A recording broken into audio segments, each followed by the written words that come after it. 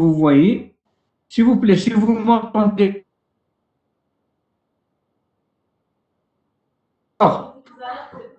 Donc, la régulation automatique, actuellement rebaptisée automatique, maintenant on l'appelle automatique. Vous avez la définition NIA. Donc, ce terme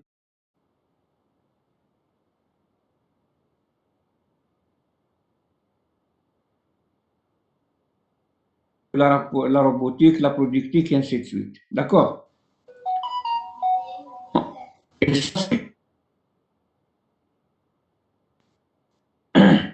Et des microprocesseurs et donc de l'informatique en général. D'accord? Donc là, la définition à la NIA, vous pouvez la lire.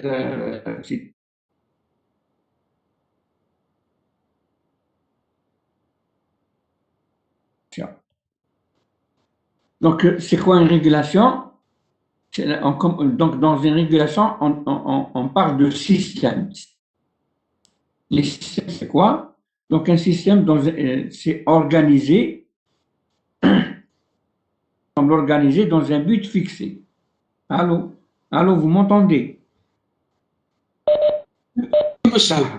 Bon, donc un système quelconque, c'est un ensemble organisé dans un but fixé. Donc, ça dépend de quel système il s'agit. Donc, c'est un ensemble d'éléments, si vous voulez, qui sont organisés dans un but fixé pour réaliser une tâche si on veut.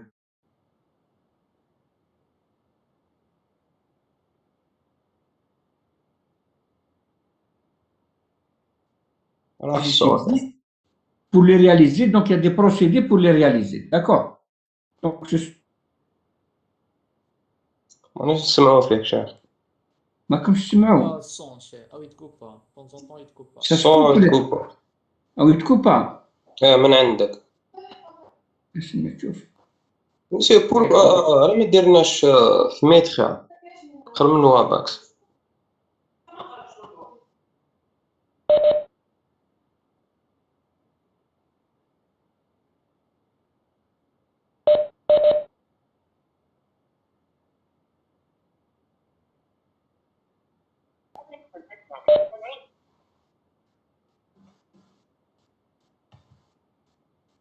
Allô?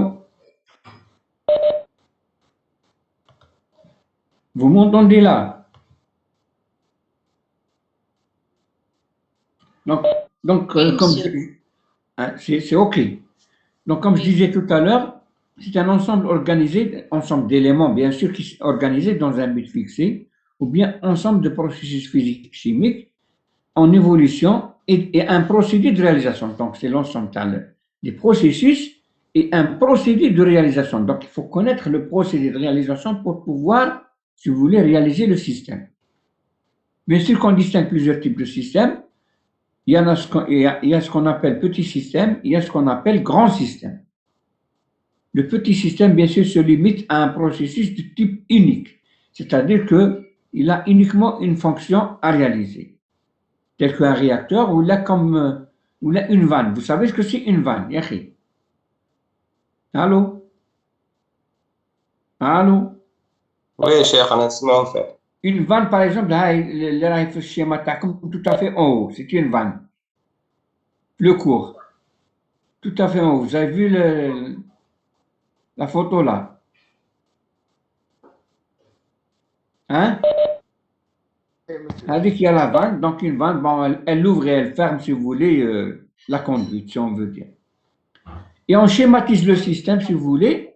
Bon, il y a un grand système aussi, c'est un ensemble de petits systèmes. Si vous prenez plusieurs petits systèmes et vous les rassemblez ensemble pour réaliser une tâche donnée, vous aurez ce qu'on appelle un grand système. D'accord? On représente le système par le schéma suivant. C'est-à-dire, on a le mot système, et le système, il a une entrée et une sortie. D'accord? Une entrée, c'est nous qui l'appliquons, et la sortie, c'est le système qui la donne. D'accord? Pour chaque entrée, le système vous donne une sortie. Et cette sortie-là, elle peut être variable pour un système. Je vous donne un exemple très très simple. Si vous prenez un système, si vous voulez régler la pression, la sortie, ça serait la pression. Si vous voulez régler un débit, la sortie, ça sera un débit. Ça dépend de ce que vous voulez régler.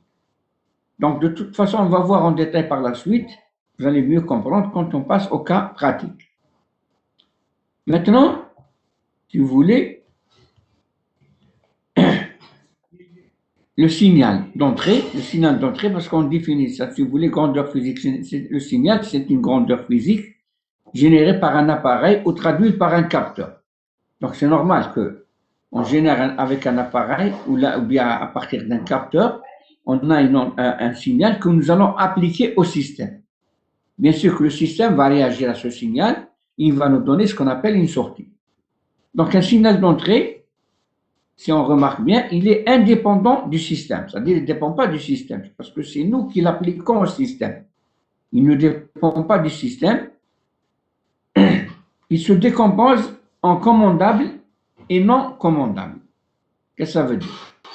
Ça veut dire que l'entrée peut être commandable, c'est-à-dire que c'est nous qui la commandons, soit ça peut être une perturbation quelconque qu'on ne peut pas commander. D'accord? Je vous donne un exemple simple. Par exemple, vous voulez chauffer une salle. Si vous avez une fenêtre qui est ouverte, il y a du courant d'air qui rentre, c'est-à-dire de l'air froid qui rentre, il peut vous perturber, si vous voulez, votre chauffage, c'est-à-dire votre façon de chauffer la salle. Donc, vous vous chauffez et lui, il va la refroidir, donc ça va prendre beaucoup plus de temps pour qu'elle se chauffe. Est-ce que vous m'entendez? Hein? Au moins dites oui. Oui, bien sûr.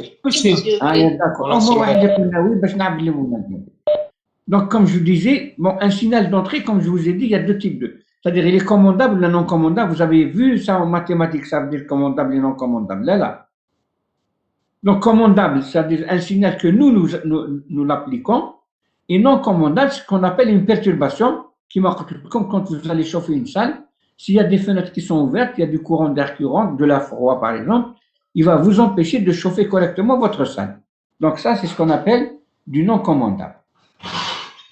Par contre, pour le signal de sortie, contrairement au signal d'entrée, il dépend du système, parce que c'est le système qui le réalise, qui le donne, suite à une réaction d'entrée. C'est-à-dire, quand il y a une entrée, le système réagit, il va donner une sortie. Donc, la sortie dépend du système. Donc, la sortie dépend du système, du signal d'entrée, et on distingue des sorties observables et des sorties non observables. Qu'est-ce que ça veut dire? Des sorties observables, c'est-à-dire des sorties qu'on peut mesurer directement, qu'on peut voir directement, qu'on peut toucher, qu'on peut réaliser, qu'on peut mesurer, qu'on peut, si vous voulez, utiliser un appareil pour détecter, ainsi de suite.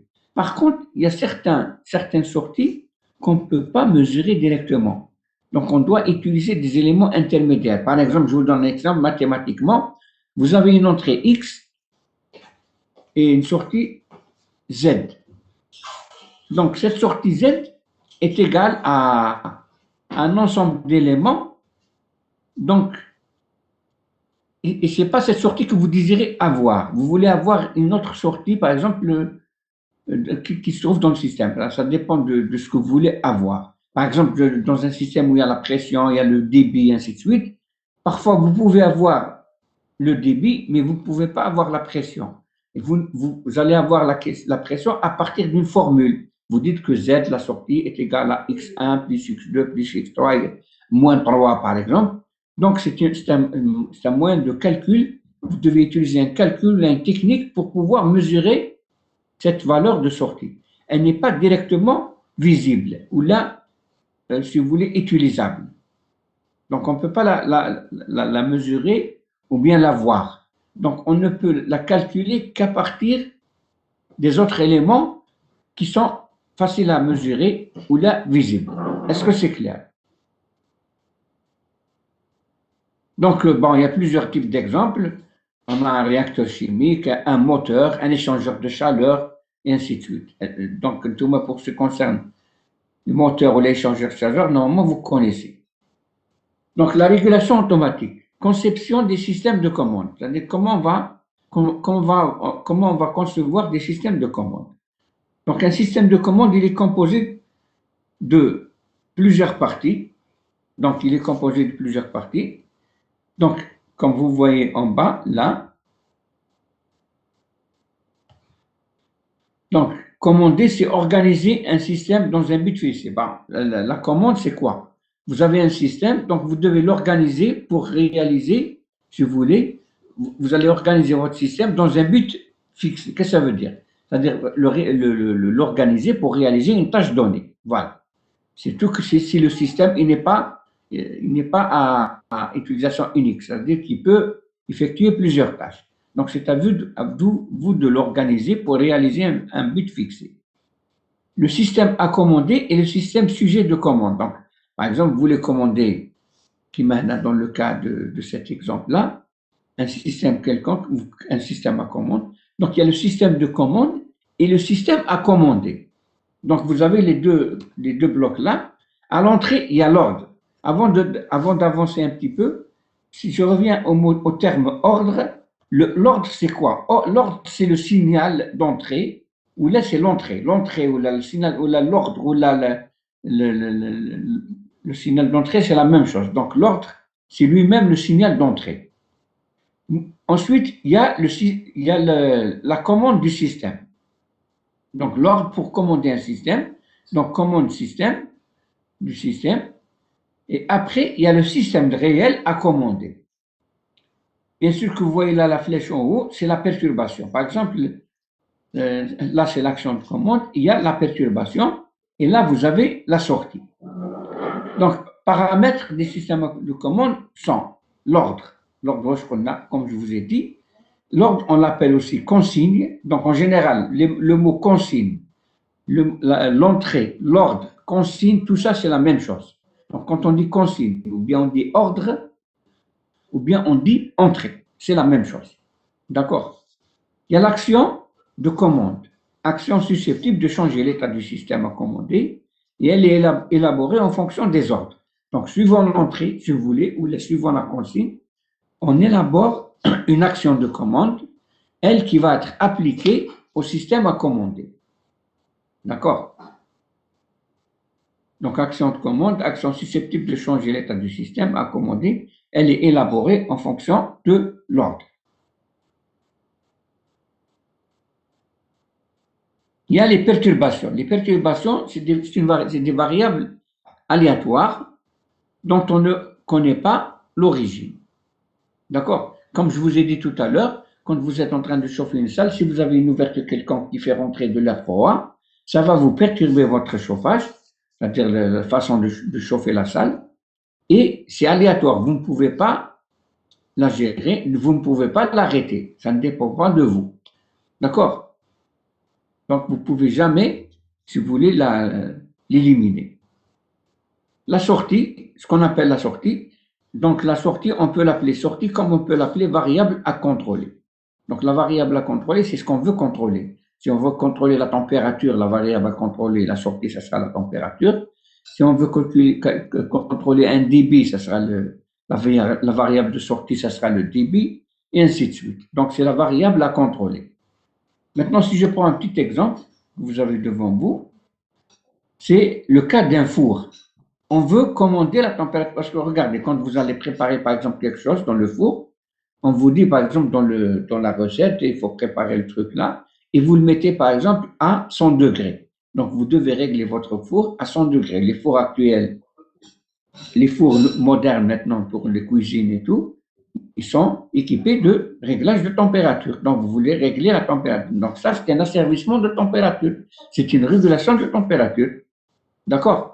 Donc, on a l'ordre, ou si vous voulez, ou la consigne, ou là, par exemple, 100 degrés, le système de réglage, l'action de commande, c'est-à-dire comment on va agir sur le four, on va agir sur le débit du gaz. Si on augmente le débit du gaz, la température augmente. Si on diminue le débit du gaz, la température diminue. D'accord? Et Z, c'est, si vous voulez, le débit d'entrée extérieure. D'accord? C'est-à-dire que là, s'il y a quelque chose qui perturbe, si vous voulez, c'est par exemple le Z, c'est lié aux perturbations. Ça peut être une ouverture dans le four qui va faire rentrer le lac froid, et vous allez, en réglant, vous allez, si vous voulez, mettre un peu plus de temps pour pouvoir réaliser pour pouvoir atteindre votre température désirée. Est-ce que c'est clair? Donc la température désirée, vous allez mettre un peu plus de temps pour l'avoir parce que vous avez un élément de perturbation, par exemple, du solwa, par exemple. Bon, la régulation, il y a plusieurs types de régulation. Il y a ce qu'on appelle la régulation en boucle ouverte. Régulation en boucle ouverte, en anglais, on appelle ça open loop system. Donc, une régulation en boucle ouverte, système dont on n'a aucune information sur la grandeur recommandée. Quand vous voyez le schéma qu'on a ici, c'est-à-dire le truc, l'exemple qu'on vous donne le four, là, on est en train de donner un ordre, mais on ne connaît pas la température de sortie, parce qu'en réalité, si on veut régler la température, même maintenant, régler la température de sortie, régler la température de sortie TS, c'est-à-dire qu'elle va atteindre 100 degrés, donc elle va atteindre la température d'entrée. Donc, pour atteindre la température d'entrée, si vous voulez, là, on ne sait pas qu'est-ce qu'on est en train de faire. Là, on est en train d'augmenter le débit, on augmente, jusqu'à où on voit qu'on a atteint cette température par quelqu'un nous dit, voilà, c'est bon, on a arrêté. D'accord? Parce que là, ce n'est pas de façon automatique, si vous voulez, dans la boucle ouverte. Donc, dans la boucle ouverte, c'est comme si que vous voyez, comme vous voyez le schéma, c'est comme si vous avez une espèce de mur et vous êtes en train de régler derrière le mur. Et quelqu'un vous dit, ajoutez encore, jusqu'à où vous dit, arrêtez. Là, vous saurez que vous êtes arrivé à la température de 100 degrés. C'est ce qu'on appelle là, si vous voulez, une régulation en boucle ouverte. C'est-à-dire qu'il n'y a pas un écho, un retour qui vous, de façon à calculer, c'est-à-dire pour mesurer la sortie et la comparer avec l'entrée. Dès qu'on atteint 100 degrés, on arrête le réglage. D'accord? Donc, ce genre de système, ce qu'on appelle, est appelé système aveugle. Aveugle, pourquoi? Parce qu'il ne voit pas la sortie. La sortie, quand je dis la sortie, il ne voit pas la sortie du système. Par exemple, dans notre cas, il ne peut pas mesurer la température du four. Donc, il va régler progressivement et chaque fois, il mesure jusqu'à atteindre cette température. Donc, pas de correction. Dans ce cas, nous n'avons pas une correction, mais seulement le système, dans ce cas-là, il est insensible aux perturbations. Et rapide et stable. Il va être rapide et stable. Insensible aux perturbations, mais rapide et stable. Mais le problème qui se pose ici, c'est qu'on n'a pas une idée sur l'entrée, sur la sortie. Il faut à chaque fois mesurer, chaque fois, pour pouvoir atteindre, si vous voulez, la valeur désirée. Dans notre cas, c'est les 100 degrés. Et là, nous avons régulation, si vous voulez, en boucle fermée. En boucle fermée, c'est-à-dire closed loop system, ou bien followed system.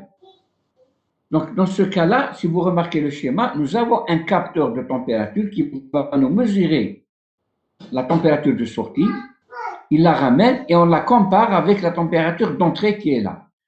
Vous voyez ce type-là avec l'ordinateur, c'est-à-dire que l'ordinateur là va comparer les températures. Donc là, le système de réglage, il est fait de façon automatique. Il règle, il augmente, si vous voulez, le débit du gaz, parce que l'action de commande, ça va être sur le débit du gaz. Il augmente jusqu'à où une fois que vous avez l'écart entre la température d'entrée et la température de sortie, si vous voulez, de sortie qui est ramenée par le capteur, dès que cette différence est égale à 0, le système arrête de régler, ça veut dire qu'on a atteint les 100 degrés. Il ne redémarre que si l'écart devient différent de 0. Voilà. Donc, c'est ça ce qu'on appelle un système en boucle fermée. Donc, les avantages et les inconvénients du système en boucle fermée sont les suivants. Bon, c'est un système précis, bien sûr, parce que dès qu'on a l'écart égal à 0, on s'arrête. Donc, il y a une précision de régulation. Et il y a une correction. Mais seulement il est sensible aux perturbations. Pourquoi sensible aux perturbations? Parce que le temps de mesurer la valeur avec le capteur et la comparer, on met un certain temps, la perturbation aurait déjà varié un petit peu. Donc, c'est pour ça qu'on dit qu'il est sensible aux perturbations. Et en même temps, le fait de mesurer, de comparer, ensuite régler, il est peu rapide par rapport au système en boucle ouverte. il peut être même instable. Parce que là, il ne réagit qu'après avoir capté, si vous voulez, la sortie, alors que la perturbation a déjà fait son effet, d'où l'idée, si vous voulez, comme vous voyez le texte devant vous, d'utiliser l'avantage du système en boucle ouverte et l'avantage du système en boucle fermée pour réaliser un système qui va être rapide et stable et insensible aux perturbations. Donc, ça va être, si vous voulez, on utilise les avantages des deux. Donc, ça va être ce système-là. On utilise un calculateur de perturbations, on met un capteur de ces perturbations, et il les calcule. Donc, comme il les calcule, il les introduit vers le contrôleur. Donc là, la comparaison, elle agit sur le contrôleur en tenant compte de ce calcul de perturbation. Donc la commande du système, elle va être, si vous voulez, en fonction du calcul des perturbations. Elle va tenir compte des calculs de perturbation. Et là, le système devient plus rapide, il devient plus précis, si vous voulez dire, et stable. Donc, une fois que le contrôleur calcule, compose entre l'écart et les perturbations externes, le contrôleur envoie un signal vers le système, la fonction du système physique, c'est-à-dire le four, là en rouge, la fonction du système physique, c'est-à-dire c'est le four. Il envoie une commande qui permet de régler la température de façon correcte. Et là, vous avez bien sûr l'évaluateur, c'est celui qui capte la valeur de sortie pour la comparer avec la consigne. Dès que la consigne est égale à la valeur de sortie, donc la comparaison va donner 0 parce que c'est une différence entre les deux. Dès qu'il y a 0, le système s'arrête de contrôler, de commander, de réguler, parce que là, on dit qu'on a atteint notre objectif. Dès que la température redescend, donc l'écart devient différent de 0, le système redémarre. Voilà.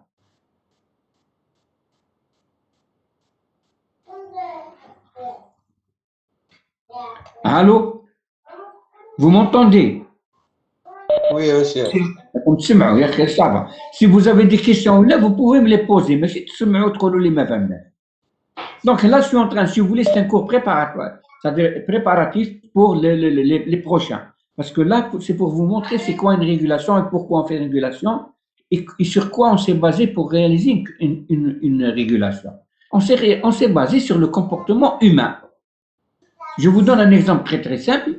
Vous prenez un être humain qui veut traverser, par exemple, une route. D'accord? Donc, qu'est-ce qu'il fait? Il regarde à droite et à gauche, il n'y a pas de voiture, n'est-ce pas? Il regarde, s'il n'y a pas de voiture, il avance. S'il y a des voitures, il s'arrête. Donc, si vous voulez, on a copié cette réflexion humaine pour réaliser les régulateurs. C'est-à-dire que là, si vous regardez le schéma que vous avez devant vous, tu as le comportement humain, vous avez le désir, c'est-à-dire que vous désirez faire quelque chose, il y a la réflexion au niveau du cerveau, il y a l'action, bon, bien sûr, l'action, c'est-à-dire qui donne l'ordre pour marcher, pour se déplacer, si vous voulez, pour aller de l'autre côté de la route, par exemple. En même temps, la réalité, c'est que vous êtes en train de regarder, donc l'observation, et si vous voyez une voiture qui arrive, vous allez vous arrêter, bien sûr. D'accord? Donc, c'est ça la réflexion. Il y a la comparaison.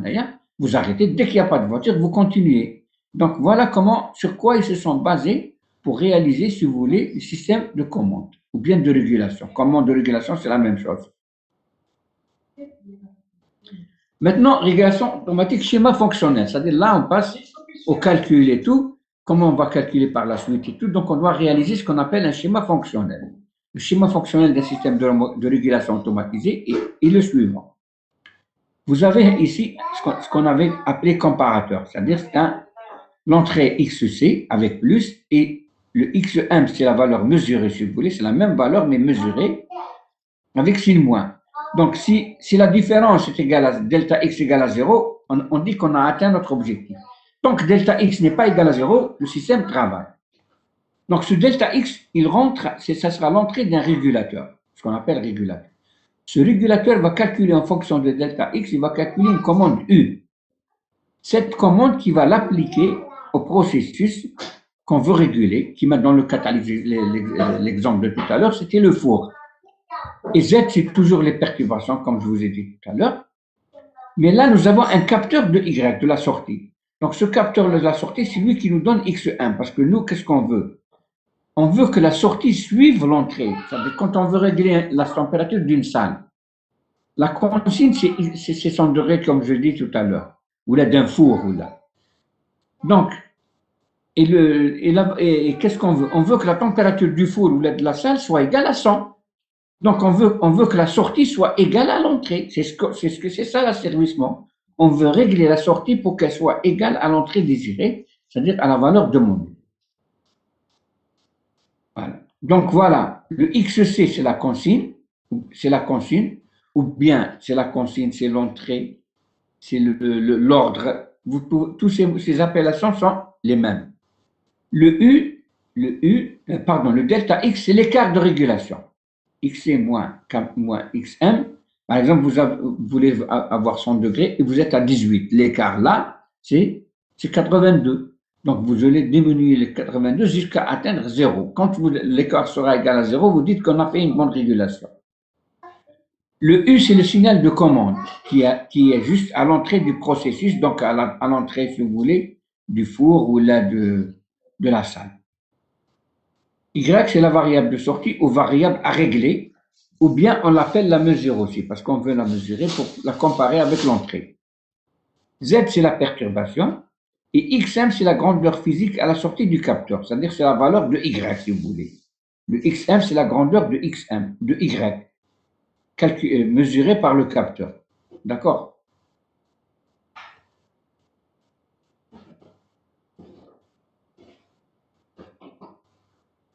Donc, élément constitutif d'une boucle de régulation.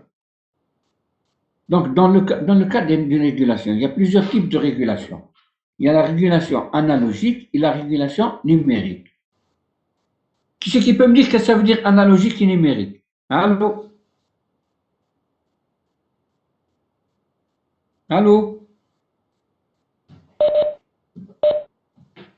شكون يهضر معايا؟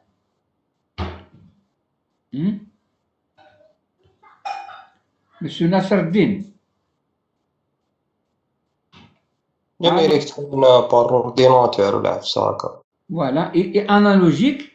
انالوجيك شغل بار مان هكا عفسه تاع باليد. تاع؟ J'ai pas compris. Répétez. Allô? Donc, une régulation analogique, bon, le signal analogique, c'est le signal réel. Par exemple, vous avez une sinusoïde ou là, vous avez un truc, donc c'est le signal réel. Donc là, vous êtes en train de travailler en réel. Vous n'utilisez pas les valeurs numériques. Donc vous avez, si vous voulez, le premier schéma, le X consigne là, le XC, c'est-à-dire le X consigne, c'est la valeur de la consigne si vous voulez. Bon, bien sûr que vous avez la sortie qui est mesurée par le capteur et transmise par le transmetteur. Cet écart-là est appliqué au régulateur. Celui-ci calcule une commande UC. Il va l'appliquer à l'actionneur, lui qui va appliquer cette commande sur le processus réel. Et ainsi de suite. Donc le système, il est en boucle fermée. Il travaille jusqu'à avoir un écart égal à 0. Par contre, dans le cas du numérique, on utilise un ordinateur pour le calculer, ainsi de suite. L'ordinateur, il utilise des valeurs numériques. Donc, vous avez par exemple la température de 100 degrés, vous avez le capteur qui va vous donner une valeur mesurée. Donc, cette valeur mesurée, vous la convertissez en valeur numérique. D'accord? Parce que l'ordinateur, il ne comprend pas, si vous voulez, les valeurs analogiques. Donc, on fait, si vous voulez, ici, une conversion analogique numérique, et c'est ça, analogique numérique, donc elle devient numérique pour pouvoir la comparer avec la consigne qui est numérique. Maintenant, l'écart qui est en numérique, pour l'appliquer à l'actionneur, on ne peut pas appliquer une valeur numérique, on applique, si vous voulez, une valeur analogique. Donc, on fait ce qu'on appelle une conversion numérique analogique pour pouvoir l'appliquer à l'actionneur. Donc, on utilise, si vous voulez, des convertisseurs numériques analogiques et analogiques numériques dans le cas où on fait une régulation numérique. Mais maintenant, dans la plupart des cas, on fait des régulations numériques. Donc, on utilise, si vous voulez, des convertisseurs pour convertir l'analogique en numérique ou bien le numérique en analogique. Ça dépend de si on est à l'entrée. C'est le numérique analogique. À la sortie, pour comparer avec la consigne, on fait de la conversion analogique numérique pour pouvoir avoir les deux termes en numérique pour pouvoir calculer l'écart. Donc là, il y a les définitions. CNA, c'est convertisseur numérique analogique. CAN, convertisseur analogique numérique. Et on peut trouver aussi IP et PI. IP, c'est convertisseur électropneumatique. PE, convertisseur pneumo-électrique. Voilà. Un exemple de régulation dans le cas réel. Par exemple, vous êtes en train de, si vous voulez, de réguler la température de quelque chose. Donc, regardez, voilà, il y a le tube, le pétrole brut.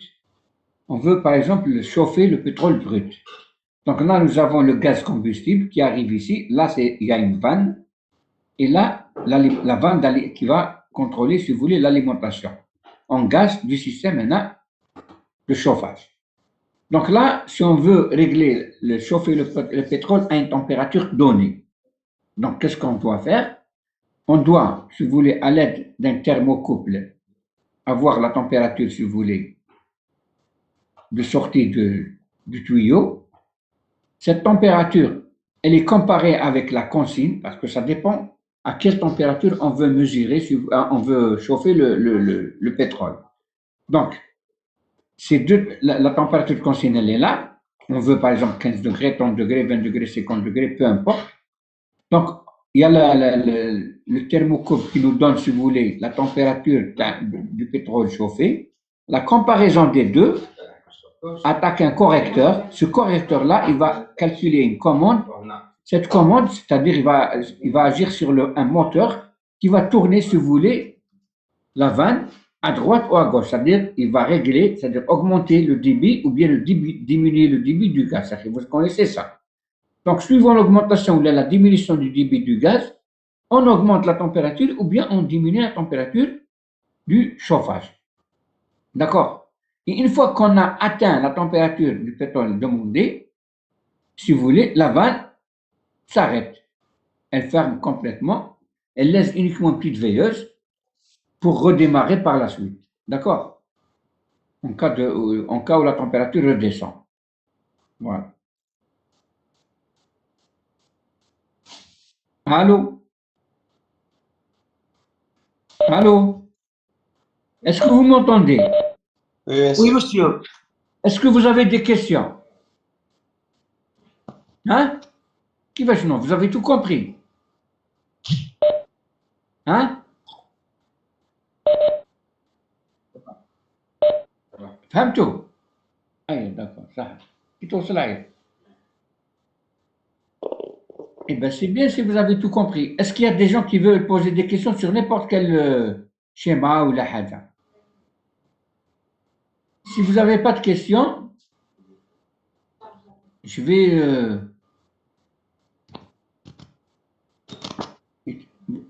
Voilà. Mais vous n'avez pas, vous avez pas je ne peux pas utiliser un autre exemple, d'autres exemples parce que on ne peut pas partager. Je vais voir si je peux partager. Sinon.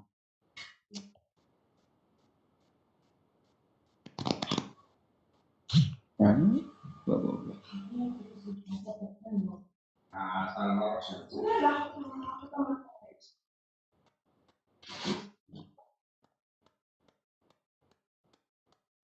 Il ne veut pas partager, hein?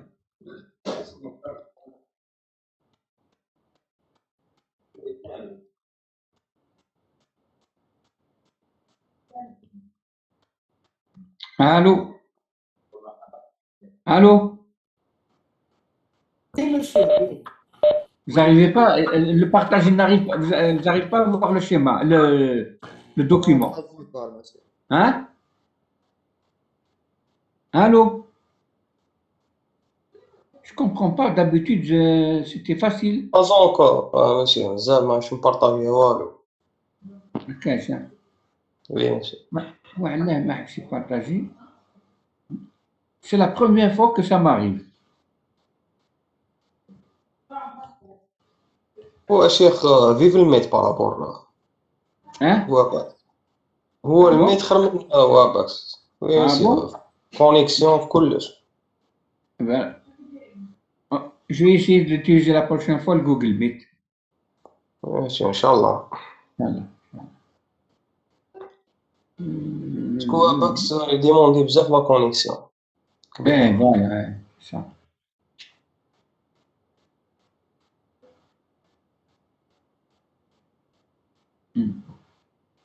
Bon, je n'arrive pas à partager, donc je reviens, si vous voulez, au schéma au cours de tout à l'heure. Si vous avez des questions à me poser ou là des choses, est-ce que vous, moi je vais vous poser, donc ça c'est à mon tour de vous poser des questions. À votre avis, pourquoi on fait la régulation des systèmes? À quoi ça sert la régulation des systèmes? Aïe. Qui c'est qui peut me répondre? Pour faciliter la tâche. Allez, Khalloufi, hein? Qui c'est qui a parlé? Qui c'est qui a parlé? Khalloufi, C'est moi, monsieur. dites-moi, hein? Pour faciliter la tâche, monsieur. Par exemple, au lieu de, à chaque fois qu'il y ait une personne pour ouvrir ou fermer, par exemple. Voilà. Par exemple, surtout que vous allez dans l'avenir, vous allez faire, vous voulez l'équipement de l'habitat, pour sur le chauffage, la climatisation, par exemple, vous n'allez pas mettre quelqu'un, comme vous avez dit, pour ouvrir ou fermer. Ou là, pour l'eau, le château d'eau, le château d'eau, vous allez mettre quelqu'un tout à fait en haut, il vous dit, ça y est, c'est complet, c'est rempli, c'est pas rempli, ainsi de suite. Donc, vous devez utiliser ce qu'on appelle de la régulation automatique. C'est le système, il se remplit tout seul, et quand il se vide, il ouvre sa vanne pour se remplir encore une fois. Une fois qu'il est rempli, il ferme et ainsi de suite. Et pour la température, la même chose. Vous prenez par exemple les split systems que vous avez à la maison, les climatiseurs split system, parce que vous n'allez pas utiliser ce système, hein. Vous allez utiliser de la climatisation centralisée, c'est ça. Allô? Vous m'entendez? Oui, chef. Je ne sais pas si vous avez encore étudié la climatisation ou pas encore, mais vous n'allez pas utiliser des split systems parce qu'on ne va pas mettre dans un bâtiment de 20 étages tout à fait autour des split systems et qui risquent de tomber par la suite avec l'usure et la corrosion. Donc, ce n'est pas de cette façon qu'on va faire la climatisation. Donc, on essaie de faire des climatiseurs, si vous voulez, centralisés, la climatisation centralisée. C'est le cas, tu as les hôtels, tu as les administrations, et ainsi de suite. Quand on prévoit une climatisation au préalable, bien sûr. C'est le cas, tu as les climatiseurs, si vous avez vu, dans certaines salles, la climatisation, l'air froid arrive du plafond, n'est-ce pas? Est-ce que vous avez vu ça? Au moins une fois. Allô? Non, monsieur. Vous avez vu ça ou là? لا لا. Jamais vous avez vu de la climatisation centralisée. شفنا شيخ شفنا. C'est-à-dire que vous avez une centrale qu'on la met généralement on l'installe soit au rez-de-chaussée, le sous-sol, ou soit à la terrasse, et en bas, il y a des conduites qui vont aller vers les différentes salles et tout, et ça va être climatisé. Et au niveau de salle, vous avez des moyens pour régler, si vous voulez, la température à votre niveau, comme vous voulez, ainsi de suite. Vous n'allez pas utiliser les split systems. Maintenant, je prends l'exemple d'un split system parce que je suppose que tout le monde a vu. Vous avez la télécommande, vous réglez la température, par exemple, à 18 degrés. Qu'est-ce que ça veut dire? Au départ, vous avez par exemple 32 degrés. Il fait très chaud. Vous réglez 18 degrés. Qu'est-ce que ça veut dire? Votre climatiseur, il va commencer à marcher. Il va essayer de refroidir la chambre jusqu'à atteindre 18 degrés, par exemple. Une fois qu'il atteint les 18 degrés, le climatiseur arrête de fonctionner. Si vous voulez, c'est pour deux raisons. La première, c'est d'éviter de demander à quelqu'un de surveiller jusqu'à avoir 18 degrés. Et la deuxième des choses, c'est-à-dire qu'il y a une économie d'énergie. Parce que le climatiseur, il fonctionne avec l'électricité. Donc, quand on a atteint 18 degrés, ce n'est pas la peine qu'il fonctionne, il s'arrête. Donc, il y a un gain d'énergie électrique, n'est-ce pas? Est-ce que vous comprenez ça? Donc, on atteint la température, et en plus de ça, quand vous êtes dans une salle, si par exemple la température varie, elle est 20 degrés, après 35, ensuite elle redescend à 18, elle remonte et ainsi de suite, vous êtes mal à l'aise et vous risquez de tomber malade, vous allez commencer à tousser. Mais quand la température est partout dans la salle égale et constante, quand il n'y a pas de variation de température, on ne risque pas d'attraper froid. Et il y a le confort aussi. Donc, c'est pour ça qu'on utilise ce bout. Et donc, il y a un régulateur de température à l'intérieur. Vous réglez par exemple les 18, les 20 ou les 25. Il va fonctionner jusqu'à atteindre 25 et ensuite il s'arrête. Bien sûr que la chaleur va augmenter avec le temps. Il va redémarrer. Dès que la différence entre la température de consigne et la température de la salle est différente, il redémarre, bien sûr. Mais tant qu'elles sont égales, il s'arrête. Donc, il ne va pas fonctionner H24. Il va fonctionner uniquement pendant les moments où il y a si vous voulez, où la température est très importante. C'est-à-dire pour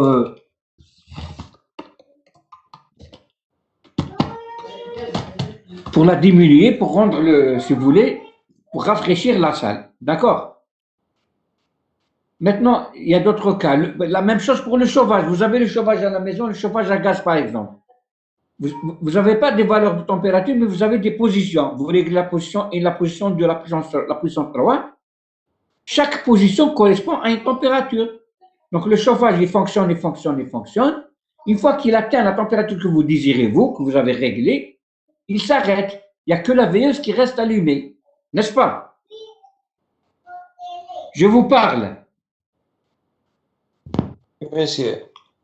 Vous avez remarqué ça? Oui, bien sûr.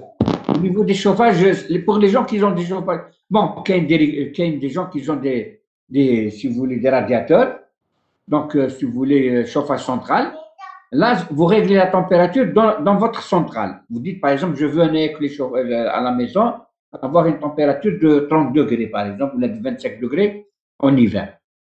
Vous réglez le 25 et il va chauffer l'eau qui va passer dans les différents radiateurs et au fur du temps, il va chauffer la maison. Dès qu'il atteint la température désirée, si vous le remarquez, vous allez voir votre chaudière, vous allez la trouver, elle s'éteint. Il n'y a que la veilleuse qui reste allumée, tant que la température est égale à la température que vous avez réglée. Par exemple, 25 degrés, ou la 26, ou la 24.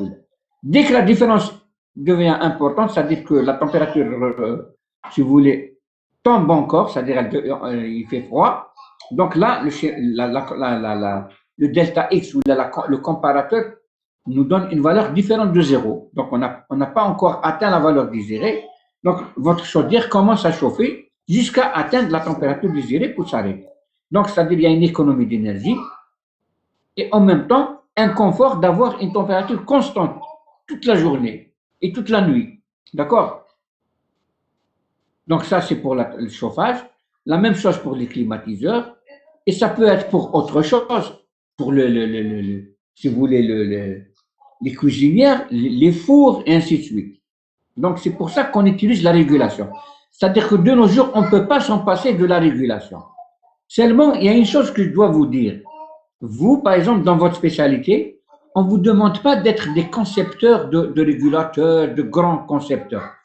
On vous demande de connaître ce que c'est une régulation. Et une fois que vous connaissez ce que c'est une régulation et le schéma utilisé pour faire une régulation, comme les schémas qu'on a vu tout à l'heure, c'est-à-dire quels sont les éléments qu'on doit associer à notre régulation, et on les monte ensemble pour réaliser une tâche donnée. Parce que les gars qui réalisent des commandes et tout, et des régulateurs, ils ne savent pas ce que vous faites vous. Donc chacun de vous, c'est un travail d'équipe. Donc vous désirez faire quelque chose, vous ramenez les gens, les automaticiens qui vous calculent, ils vous réalisent certains schémas, et vous réalisez le reste. Ce n'est pas un travail personnel, c'est un travail de groupe.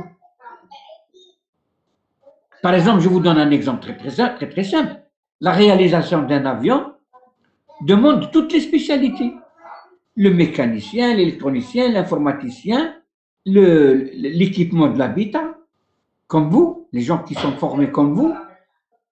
Il y a jusqu'à peut-être une vingtaine de spécialités pour réaliser un avion. Mais si qui met avec l'Algérien qui veut rigoler, il y a je ne sais pas combien d'années, quand j'ai réalisé un petit avion, j'ai décoller, mais l'aéroport décoller. Un gars qui n'a jamais été à l'école, il a fait ça, bon, il a pris un moteur ou des trucs, il a commencé à réaliser, ou à tester. C'est pas comme ça. C'est-à-dire un avion pour qu'il soit réalisé correctement, il y a plusieurs spécialités qui se mettent en même temps. Il y a même le psychologue. Allô? Vous m'entendez? Oui, monsieur. Oui, monsieur. Dites-moi, quel est le rôle du psychologue dans la réalisation d'un avion? Allez, dites-moi.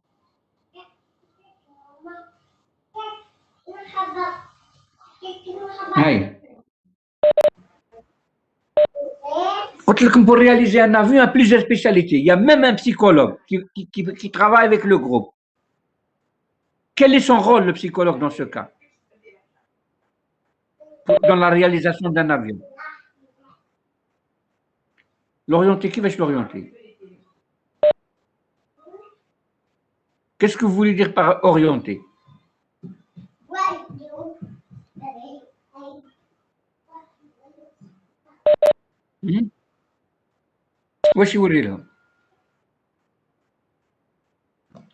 Ben voilà, je vais vous dire quel est son rôle. Son rôle, c'est vrai qu'il ne réalise rien, mais son rôle, quand on a fabriqué un avion, je parle quand on est en train de fabriquer, il se met dedans, une fois que réalisé, et il voit si par exemple la personne qui est à l'intérieur de l'avion, il faut qu'elle soit décontractée, il ne faut pas qu'elle ait peur, qu'elle voit des choses qui lui montrent le danger. D'accord? Donc quand vous êtes assis dans un avion, c'est-à-dire vous souhaitez ne pas voir quelque chose qui vous rappelle un danger ou bien qui vous rappelle que l'avion va tomber ou quelque chose comme ça. Donc il faut réaliser à l'intérieur c'est-à-dire l'avion de façon que vous soyez à l'aise à l'intérieur. Vous ne sentez pas le danger, de façon à sentir le confort. Est-ce que vous comprenez? Allô? Oui, bien sûr. Parce que c'est important. Imaginez que vous êtes à l'intérieur et vous voyez des soudures, vous voyez une partie de l'avion qui est soudée, il y a un bras, il y a un truc une vis qui visse et quelque chose qui manque, ainsi de suite. Vous regardez, ça vous rappelle un danger. Et ça vous met mal à l'aise, n'est-ce pas?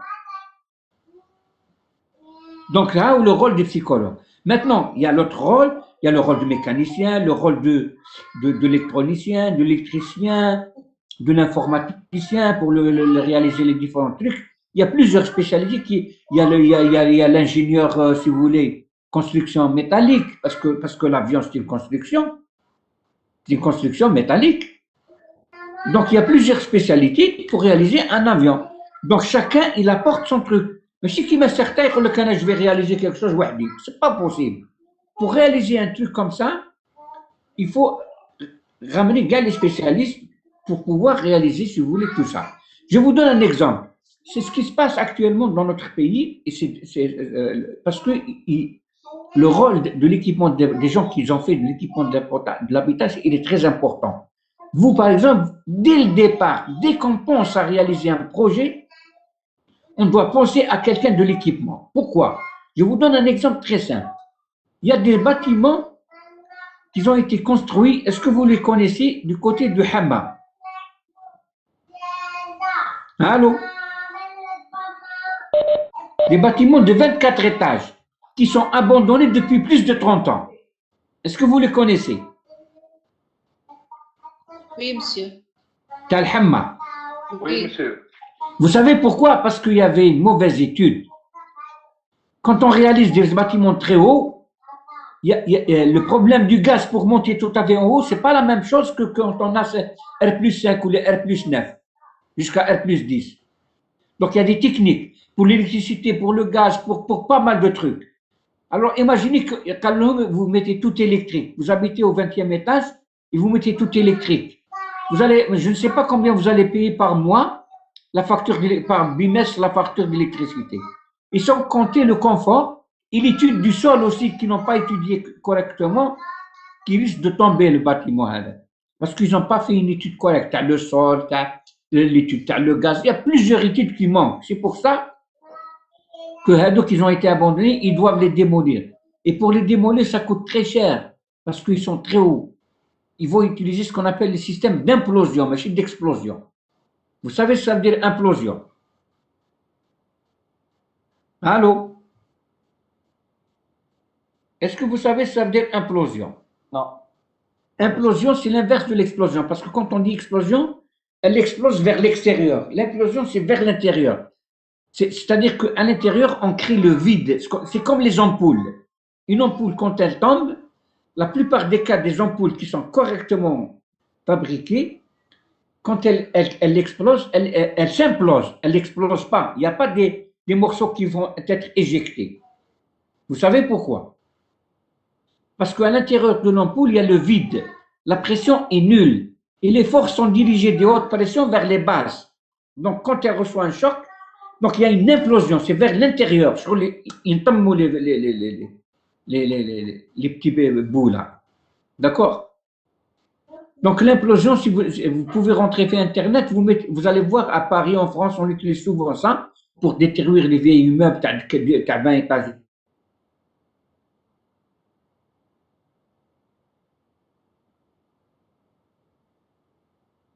Et tout, il les fait exploser vers l'intérieur.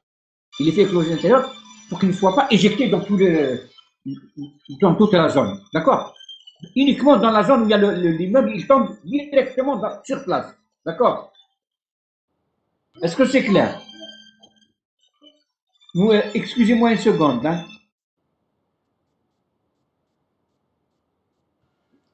Allô? Allô? Vous m'entendez? Monsieur Oui, monsieur, Boulehleb. ça m'a fait. Donc l'implosion, c'est vers l'intérieur, c'est-à-dire elle tombe sur place. Il n'y a pas des trucs qui sont éjectés de part et d'autre. D'accord? Donc ça demande des techniques très, très avancées et c'est pour ça que ça demande beaucoup d'argent. Ils les ont laissés, ils attendent un jour. Un jour, ils vont trouver leur destin, ces bâtiments. C'est de l'argent fou qu'on a jeté par la fenêtre. Parce que quand on a fait l'étude, on n'a pas fait appel aux différents spécialistes. Par exemple, je reviens un peu sur votre efficacité, c'est-à-dire le besoin les gens qui ont fait l'habitat. Normalement, dès qu'on pense à un projet, on ramène les gens de l'habitat pour discuter avec eux et avec l'architecte. Parce que je vous donne un exemple. Quand vous faites de la climatisation centralisée et du chauffage central et pas mal de choses, donc vous devez être avec l'architecte, vous lui donnez si vous voulez, des conditions, comment il doit faire le schéma, et surtout, par où vous faites passer votre installation. C'est-à-dire, par exemple, le chauffage, la tuyauterie, pour passer d'un étage à un autre, vous n'allez pas par la suite trouer les dalles pour faire passer les tuyaux, n'est-ce pas? Il doit vous laisser des passages de tuyaux, il doit vous laisser des passages de tuyaux pour la climatisation, pour le chauffage, pour le gaz, pour l'électricité, pour tout ça. Vous devez lui laisser un vide pour l'ascenseur, par exemple. Vous devez penser à toutes choses. Par exemple, vous êtes dans un hôpital ou là, vous êtes dans une administration ou l'habitation collective. Ça diffère. Donc, c'est à vous de lui dire comment il doit faire et quelles sont les choses dont il doit tenir compte pour faire le plan, n'est-ce pas? Vous n'allez pas le laisser construire, faire le plan et construire. Ben, vous allez trouver au niveau des dalles pour faire passer vos conduites. Est-ce que vous comprenez? Une dalle, une fois qu'elle est coulée, on n'a plus le droit de la trouver. D'accord? Allô? Est-ce que vous comprenez ça? Monsieur. Anam? Monsieur Khalloufi, on va prendre un autre. Monsieur Bibi. Voilà Bibi. Apparemment, il y a des gens qui ouvrent le micro, ils partent. Là, On vous entend, monsieur. Shkuntiya. Bakir, mademoiselle Bakir, d'accord. Donc, mademoiselle Bakir, parce que là, le nom de celui qui parle, il me sort. Je le vois. Donc, s'il vous plaît, l'ingénieur de l'équipement doit être présent dans chaque projet avec l'architecte avant de faire le plan. Parce que sinon, c'est trop tard. Est-ce que vous comprenez? Imaginez que l'architecte qui vous fait un plan, il oublie de laisser un vide pour l'ascenseur. Est-ce que vous pouvez par la suite installer un ascenseur? Non. Non. Donc, imaginez 20 étages ou bien même 10 étages sans ascenseur, c'est pas une solution. Il faut penser aux personnes âgées aussi. N'est-ce pas? Et surtout si c'est une administration. Donc, les gens qui se déplacent interbureau, inter-étages, ils ne vont pas passer leur journée à se déplacer dans les escaliers. Parce que le soir, ils vont pas tenir le coup.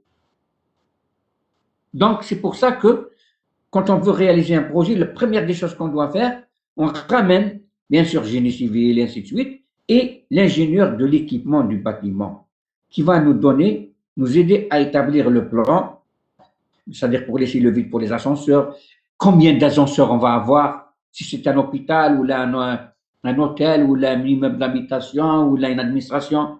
Donc, on doit préciser le nombre, c'est à vous de faire le nombre de cages d'ascenseurs.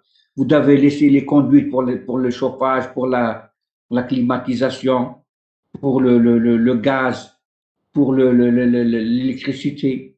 Et ils ne doivent pas être l'un à côté de l'autre. Vous n'allez pas mettre le gaz avec l'électricité. S'il y a une étincelle, tout va exploser. Donc, il y a des règles que vous devez respecter, que vous allez voir, vous avez vu peut-être, ou bien vous allez voir dans les cours à venir. D'accord? Donc, l'ingénieur, si vous voulez, de l'habitat, il a un rôle très important. Très, très important dans l'équipement de l'habitat. Et pas uniquement le logement social ou pour l'habitation. Le logement d'habitation, les trucs, les immeubles administratifs, les hôpitaux, les hôtels. Parce que quand vous êtes dans un hôtel, vous payez cher, vous cherchez le confort. S'il n'y a pas de confort, ce n'est pas intéressant. L'hôpital, c'est la même chose. Si vous êtes dans un hôpital et vous ne mettez pas des monte-charges et vous avez la salle d'opération qui est au 5e étage, vous allez faire monter le malade par le biais des escaliers. Hein? Mademoiselle Bakir, vous allez utiliser l'escalier pour faire monter les malades. Non. Qu'est-ce que vous allez utiliser? Ascenseur. Hein? C'est ce qu'on appelle un monte-charge. Un monte-charge, mais c'est un ascenseur normal. Un grand ascenseur. C'est-à-dire là, on peut faire rentrer le malade avec son lit. D'accord? Allô? Oui, oui, on vous entend, monsieur. Voilà. Donc tout ça, non. Demain, quand vous aurez un projet, le fait de dire, on vous dit, étudiez-moi un hôpital. Donc, ils vous disent un hôpital, bien sûr que le propriétaire ou l'État, il vous dit, par exemple, un hôpital de 200 personnes ou de 2000 personnes. Ça dépend le nombre de personnes. Donc, en fonction de ça, vous commencez à faire l'étude et vous faites l'étude à l'hôpital, qu'est-ce qu'il faut comme ascenseur, comme climatiseur, comme chauffage, comme truc, pas mal de choses. Il y a les équipements, même le truc anti-incendie, quand il y a un problème dans le courant de l'électricité, électrogène, vous devez prévoir au niveau des couloirs ou des trucs lumineux qui indiquent, si vous voulez, le passage quand il n'y a pas plus de lumière, vous êtes bloqué. Au moins des petits spots qui vont s'allumer avec des flèches qui vous montrent la sortie de l'immeuble. Comment vous pouvez sortir de l'immeuble. Donc tout ça, c'est à vous, pas mal de choses, c'est à vous de les préparer à l'avance, de discuter avec si vous voulez, l'architecte pour laisser, si vous voulez, les conduites pour toutes ces réalisations. D'accord? Mais si à la fin, vous allez commencer à trouver les dalles et ainsi de suite. Donc, votre travail est très important. Au début, une fois que le schéma est fait, vous retirez, vous laissez les gens faire leur construction, ils font le béton, et ainsi de suite, les étages, et ainsi de suite, et tout. Une fois qu'ils terminent ça, vous venez, avec vos équipes, pour l'équipement. Mais vous devez trouver les conduites pour ces équipements. Comment faire passer les conduites de ces équipements, comment les réaliser. Mais si vous ne les faites pas, et vous venez par la suite, vous ne trouvez pas des trucs, ça va être trop tard. Et comme je vous ai dit, pour la climatisation, si vous avez un immeuble de 20 étages et administratif, je ne sais pas combien de 200 à 300 bureaux, vous n'allez pas mettre 300 ou 400 climatiseurs de l'extérieur avec des supports. Et avec le temps, surtout dans une zone où, en face de la mer, les supports métalliques vont se corroder, c'est-à-dire ils vont être attaqués par la corrosion. Et un beau jour, vous allez recevoir en bas, sur la tête, un climatiseur. Vous comprenez? C'est ce qui peut arriver. Est-ce que vous m'entendez? Allô? Oui, Est-ce que vous m'entendez? oui, monsieur. Vous êtes d'accord avec moi? Oui, On ne va pas laisser les climatiseurs de l'extérieur. Quand ils vont tomber, un beau jour, il y a quelqu'un en passant, il reçoit sur la tête un climatiseur. D'accord? Vous savez ce qui va arriver après? Quand il reçoit sur la tête, c'est quoi? C'est la mort. il va mourir, oui. Voilà. Donc, c'est un danger public. Donc c'est à vous de préparer tout ça à l'avance. Là où le gros travail t'accombe. Bien sûr que tout ça, il y a la régulation gamme, mais vous allez voir pas mal de modules que vous allez voir. Mais dans chaque application, vous ne pouvez pas vous en passer de la régulation. La régulation, elle est partout. Les gens maintenant, ils utilisent des systèmes, on fait le chauffage, mais le chauffage, parce qu'il est fabriqué déjà, et la régulation, on a déjà tenu compte. Mais quand vous allez faire de la régulation, si vous voulez, au niveau des immeubles, parce que dans chaque chambre, par exemple, vous êtes dans la chambre 1, un autre fait la chambre 50, un autre fait la chambre 300. Moi, j'aime pas beaucoup de froid. Il y a des gens qui veulent mettre les climatiseurs à 16. L'autre, il veut le mettre à 25. Donc, ça, c'est de la régulation. Vous lui donnez une télécommande pour régler, si vous voulez, pour régler la température de sa chambre, que ce soit en chauffage ou bien en climatisation. N'est-ce pas?